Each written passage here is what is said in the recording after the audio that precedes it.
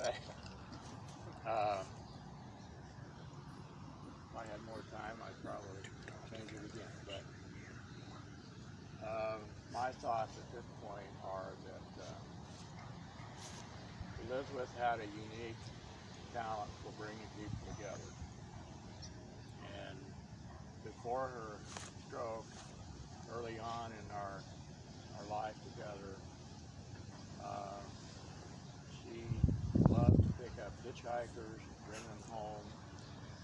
She would go and find homeless people on the railroad tracks, invite them home for dinner, invite people over after Sunday services for dinner. So our family spent most of our life welcoming the stranger into our home, which was largely a result of Elizabeth's personality and her willingness and desire to do that.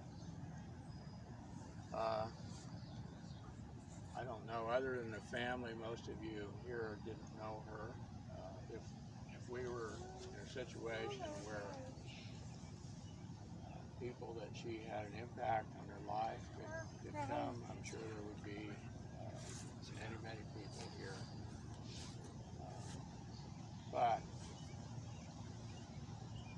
even after her stroke, I believe she had an impact on bringing all of us together.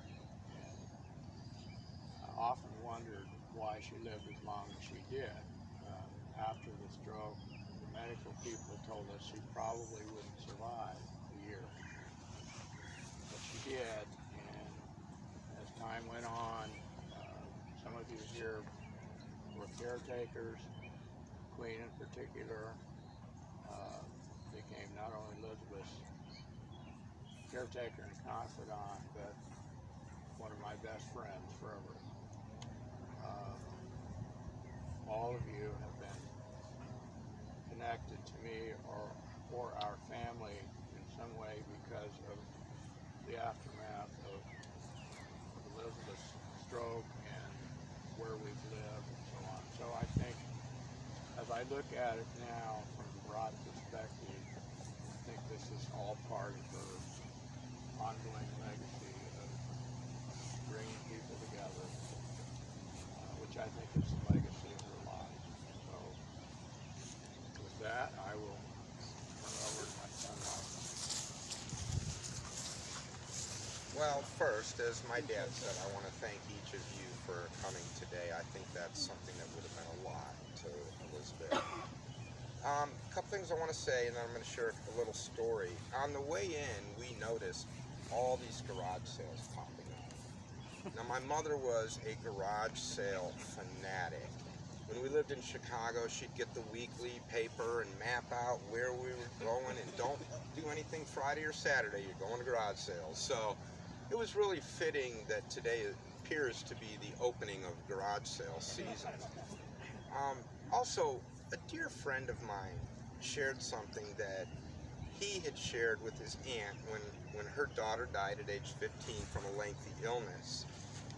He said, the moment that person passes away, it gives us a wonderful opportunity to choose what we carry forward. And that meant a lot to me. It meant a lot to me before she passed away, thinking about other people in my past that I had lost. That it really is an opportunity. It's an opportunity for us to go forward with the good memories of Elizabeth. And as my dad said, if there were people here from Chicago and some other places, we'd have to extend it for people to share. Finally, I just want to share a little story. I think there's many intimate moments between a mother and a son. The moment you're born is one of the most intimate moments. Mom picking you up and wiping your tears away, that's an intimate moment. The day you get married, having your mom there, which I did, that was an intimate moment. The birth of her grandchildren and her great-grandchildren, and for me with my children, again, that was an intimate moment. I was there for the last 15 minutes of her life, and that was an intimate moment. But it's not the most intimate moment I've ever had with my mom.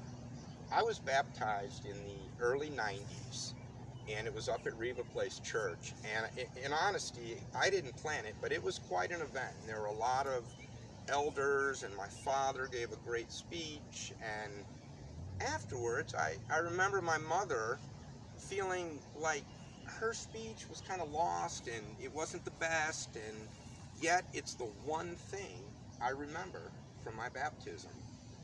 My mother read to me a verse about Paul finishing the race.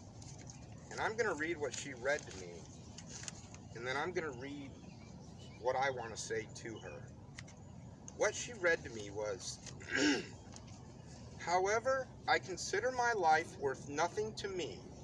My only aim is to finish the race and complete the task my Creator has given me, the task of testifying to the good news of God's grace.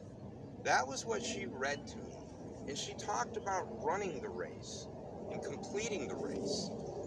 So I want to read a verse from Timothy, if I can get through it. Elizabeth, you have fought the good fight. You have finished the race. And Mom, you always kept the faith.